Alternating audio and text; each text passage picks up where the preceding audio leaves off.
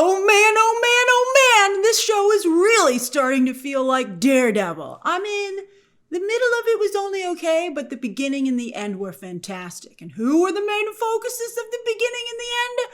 Fisk and Vanessa. I love them. What a power couple. All right, so Bullseye, although they set up some really good stuff in the middle of the episode. Like, for instance, Bullseye says that a good man will defend even his worst enemy. And he's trying to get Matt Murdock to take his case.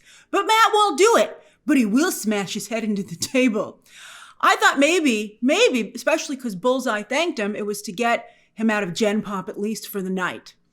But considering how things turned out, Matt's not that careless. But he is too angry. I think once again he let his rage get the better of him, and he smashed Bullseye's head into the table. It was pretty good when he was like, he started whacking his head. Why you hurting yourself, Bullseye? Why you hurting yourself? That was pretty good. And he knocked a tooth loose, which Bullseye used to escape. Bullseye is such a freaking psycho. Dude, you can't at least just incapacitate these people? I felt particularly bad for that doctor. He'd even helped Bullseye. Again, what a sicko. They gotta earn that R rating somehow. Anyway, when Bullseye took a shot at Fisk, boo! Where's the originality? What happened to that giant comical fork he had? But anyway, who takes the bullet for Fisk? Matt Murdock! I love it. It's a great callback, of course, to that line, a good man will defend even his worst enemy, under the right circumstances, which we'll talk about in just a second. But what an image of a shocked and confused Wilson Fisk in Kingpin white, holding the bloody body of his own worst enemy, a vigilante who just saved his life. Incredible and scene. Oh, I loved it. They had a little bit more of the scene to go, but it was amazing. Why did Matt do it? Well, I think for all the horrible things that Fisk has done, just moments earlier, Matt figured out that it was Vanessa, not Fisk, and Fisk doesn't even know about it, who had Foggy killed. And of this one thing, the worst thing that anyone has ever done to Daredevil, suddenly Matt learns that Fisk was innocent. So Matt's like, oh no, I unfairly judged my worst enemy. And like the good tortured Catholic that he is, he decides that to make amends, he shall take the bullet. He's like, I didn't know it was going to hurt me that bad. At first it looked like just a shoulder wound, right? Like right here or something. But when he was on the floor, just like Foggy. He was bleeding a lot. I was a little nervous about it. I was like, uh-oh, didn't think this through. But of course he wasn't thinking. Matt has been thinking for a lot of this season. And now I think we have a little bit of a better understanding as to why Vanessa was willing to shoot her own lover dead for Fisk, and clearly for herself. But it seems that between the two of them, capturing her lover and holding him prisoner and beating the crap out of him every other day, maybe every day, was not the worst thing that the two of them have done. Earlier that evening, she told Heather, or bragged to Heather almost, that all of her and Fisk's sins were dead and buried. Adam.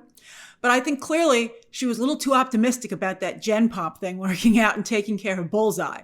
He was even shackled. I too am surprised. I mean, to Vanessa's credit, I'm shocked that Bullseye lasted as long as he did. He was able to request a meeting with Matt, meet with Matt, and then escape. Are New York City criminals going soft? That was really surprising. I was like, that's the most unrealistic writing in the entire episode. So when Buck informs Fisk that Bullseye has escaped, Vanessa's like, ooh, Fisky Poo, I gotta tell you something. And I assumed that because they were in a good place and she thought they might die any second now, that she had some kind of last thing she wanted to say to him. But Daredevil put it together. Vanessa does have a last-minute confession, but it's more because she doesn't want Fisk to hear it from someone else. She made an oopsie, and she's worried that Bullseye is going to maybe tell on her first. So she is the one, again, who hired Bullseye to kill Foggy, making her even more vicious than her husband. Ooh, at least Fisk and Murdock to some degree have a code. I mean, wow, it's pretty, I'm surprised Fisk never suspected it. Because Fisk would be like, who would kill the best friend of my worst enemy? And, make him suspect me. Because, earlier in the episode when Daredevil was like, do you think it was Kingpin? I'm like, we all think it's Kingpin. We thought it was Kingpin as soon as it happened. So I think Fisk would be like, hey, Vanessa, who do you think's trying to frame me? And she'd be like, good question. So anyway, I think it's very fitting that Vanessa wears red to their own black and white ball. Not only because it makes her stand out and signifies her viciousness, but also that she doesn't follow the rules, even the ones that she sets herself. You know, it's a real faux pas to kind of mess with the dress code of an event, because everyone's like, hey, you're pulling focus, and we all could pull focus if we didn't follow the rules. But I think if you didn't follow the rules at Vanessa's ball, I think she might have you killed. So you might just have to suck it up. But it would really frost my cookies. All right, so good thing she just killed her ex-lover in front of Fisk to protect Fisk, choose a life with him, and forgive him for what he did. I would say that they're probably now both even. What a couple! Speaking of couples, I really liked how the episode opened with two couples fighting, a villain and his wife, and a hero and his girlfriend. And I think Heather, you know, I think she had some fair points. You know, I'm not Heather's biggest fan, so if I'm agreeing with her, it's substantial. When she said that Muse and Daredevil were there for themselves, you know, at first I was like, why do you gotta make the female character be against the cool superheroes and villains? But then I thought about it from her perspective, and I was like, you know what? I can see her anger, her extreme anger over being sucked into these shenanigans. She's like, if the costume people just play with themselves, that's fine, but don't bring me into it. I mean, she was just a prop to both of them, a damsel in distress. They both, were projecting their own needs onto her. She didn't even have to be her. She could have been any woman, because they had created their own narrative. And they played around in the fight. They were like, I'm going to punch you. No, I'm going to punch you. Because Daredevil wouldn't end the fight. Daredevil refuses to kill. And Heather, as she said, she had to save herself and to make sure that Muse could never hurt her again. It's interesting. It's a very interesting question, to have that, code. It's something that comic books have to have because they don't want to be trying to make people hero worship killers, right? But at the end of the day, when you take it from the victim perspective, they're like, I can't keep having this person maybe come back. I got to end it. So that was an interesting comic book reality, like colliding with actual reality. So I thought I actually really liked Heather's perspective. Did Fisk choose Heather as his couples counselor to get closer to Matt? That hadn't occurred to me. I was like, hey, maybe Heather's just good at her job, Matt. Did you ever think of that? But I think two things can be true. I think that it is very clever to stay in Matt's circle, to be able to keep tabs on him without him even knowing it. Oh, so Heather, how was your weekend? Oh, now I know what you did, Matt. You were at that farmer's market. Ha ha. And then also to get under his skin. Like when Heather's like, I kind of agree with Fisk on vigilantes. And Matt's like, meow. And that really started to help his downward spiral. And surely when Fisk and Vanessa invited Heather Glenn and Guest to their ball, they knew that she would take Matt. And they didn't put out his name on the invitation also, just to needle him. They're like, they know we live together. Of course I'm going to be your guest. And they're like, we don't know what your relationship is like. Maybe Heather wants to take a friend. Who are we to assume? And again, Matt's like the death of 1,000 annoyances. That's what Fisk is up to. He's not killing his best friend. He's like, whoa, Vanessa, that's harsh. Don't you know that Matt and I are kind of bros? We lunch together. And then when Matt shows up at the ball, he's like, I'm here. Fisk, I thought his and Heather's fight was very realistic. I was like, this sounds a little bit too much like real fights. But Fisk doesn't seem surprised. I like when they first saw each other across the room. I thought that was pretty cool. And then when Matt's like, I'm doing it. We're going up to talk to him. And Fisk holds back his secret police bodyguard and is like, let them come. But then Vanessa steps in and she's like, time for the first dance, honey. But even on the dance floor, he whispers to Matt, knowing he can hear him. What shameless flirts they are. So what does he say? What does Fisk say? That he told Matt that there would be consequences if he put the mask back on. And at first, I think Matt, and we all think that he's talking about having Foggy killed. But clearly, it's like, you got to talk things out, man. What a horrible case of misunderstanding. So I think clearly Fisk is actually talking about forming the anti-vigilante task force. Yes, tonight, before all the Bullseye stuff, Fisk is feeling particularly Kingpin-y. It is a very different party from his last event, don't you think? This time, he's taking the 1% aside, one by one, and saying, he'd like their support, including financially. And if they don't support him, well, for instance, he threatens to have his anti-vigilante task force visit Jack Duquesne, aka Swordsman. I was like, is he really even a vigilante? But yeah, I guess, obviously it doesn't matter. Duquesne's like, it was one time. And Fisk's like, that's enough. It's a screw to turn on Duquesne.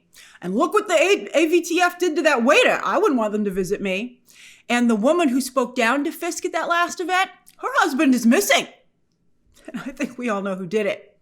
Of course, Fisk knows that Matt is Daredevil, and he's on the verge of telling Heather on the dance floor.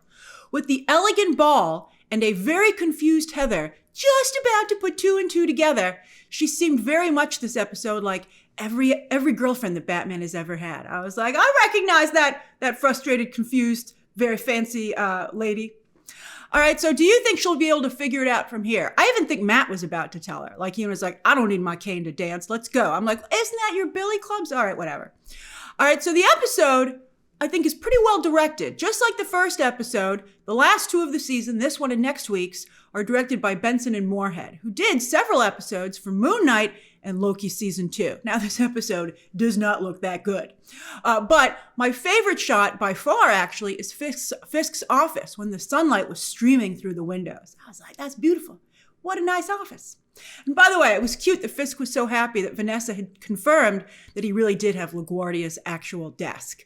Although maybe after this Bullseye business, he might want to have another curator triple check it. The opening with the blue rose was also very striking, and that we were at a prison that revealed. I thought that was nice. But I didn't get the theme of blue lighting whenever Bullseye was around. Is it because his suit sometimes maybe originally was blue and white? But for me, and I think most comic book readers, we think of Bullseye being in black and white. So I thought that was a little confusing. I mean, it looked nice, but I was like, what's with the blue? Overall, the episode did look better, but I also found it very noticeable, and jarring when the very grainy images of like New York would then be juxtaposed with the all too clear visuals that is so often associated with television. What did you think? Speaking of grainy video, sorry, BB, but I think, I don't understand. I've loved that they're finally doing stuff with her and making her like a force as a journalist like her uncle was. But I don't think they did a very good job on this show of setting up that she is a really important voice in the news and influencer community. Because I don't think that, she's like, and then she was like, I don't only write under my own name. I was like, I haven't heard of any mysterious journalists putting stuff out there. So who are you writing under? I was just so happy to see her level up that I was like, I'll take it. But I do think the show did a bad job of setting this character up. But she's finally arrived. And she shows her hand to the police commissioner. Oh, she knows that Fisk was the chief suspect in her uncle's murder. I miss you all the time, Ben Urich. And she's just playing along. She's doing a very good job to get a good enough story to take Fisk down. Very clever. I think she had me fooled. She's fooled Donald Blake. I mean, I think she's actually quite formidable. I'm excited about this. Although to be fair, you might be like, Blake, does Blake like her? Isn't that not nice to do to Blake? They're using each other. Like, she's using Blake to get access to Fisk, and he's using her to get promoted to deputy mayor of communications. They made a kind of big deal about that. I didn't think it seemed like a very big position. Like, at first I was like, oh, deputy mayor? That sounds amazing. And then of communications, how many deputy mayors are there? I'm not very familiar with local government. I know the mayor basically and the governor and the police commissioner and maybe the district attorney. So I'd appreciate a little bit more to understand what's going on. But the way this lady's eyes popped out of her head seems to be a pretty good job. And I love the line a little bit later on at the party, ball, sorry. Vanessa's like, it's not a party, it's a ball, thank you. But when he says to her, I used to be worried we wouldn't get along, I'm not so worried anymore. I loved it, because of course it doesn't matter anymore if she likes him. It made me see what Fisk sees in Blake. I thought that was excellent. The anti-vigilante task force really is becoming Fisk's own secret police. And when the police commissioner tries to rein them in, they make it very clear that they don't report to him.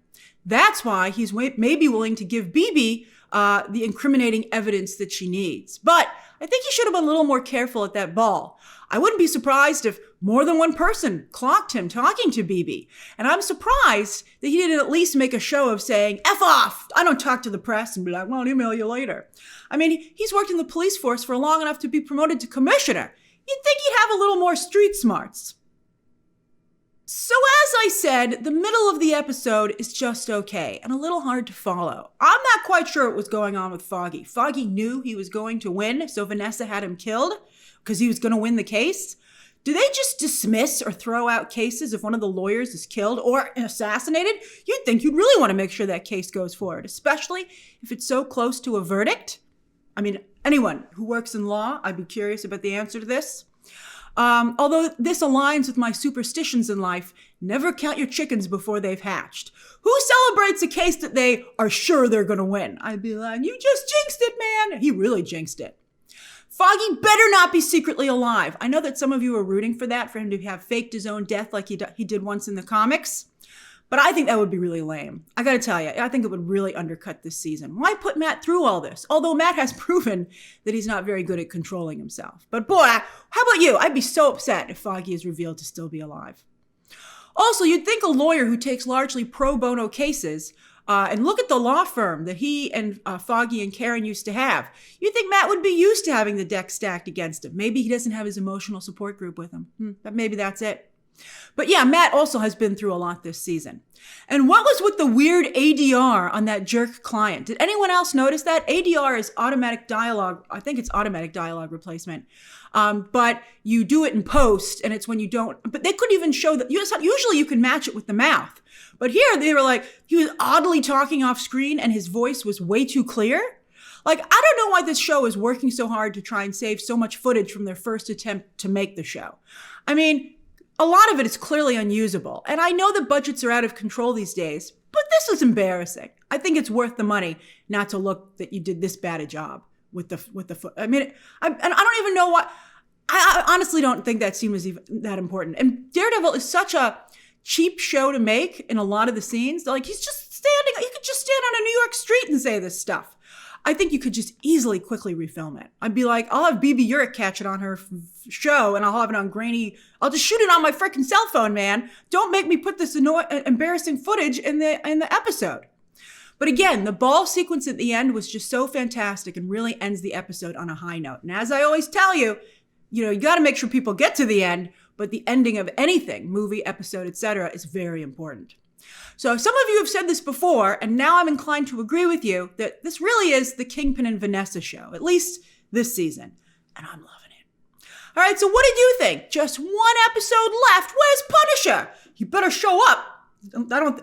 They kept that stupid ADR scene, and they're going to maybe cut the Punisher stuff, but I'm surprised he's only going to be in maybe one episode. All right, we'll see what happens. I guess someone's got to help take down Bullseye. I'm surprised how they're going to do it. His aim is impeccable. Although, Daredevil did do it once before in this very season. All right, share your thoughts down below, subscribe today, and of course, as always, you can check out some more videos right now.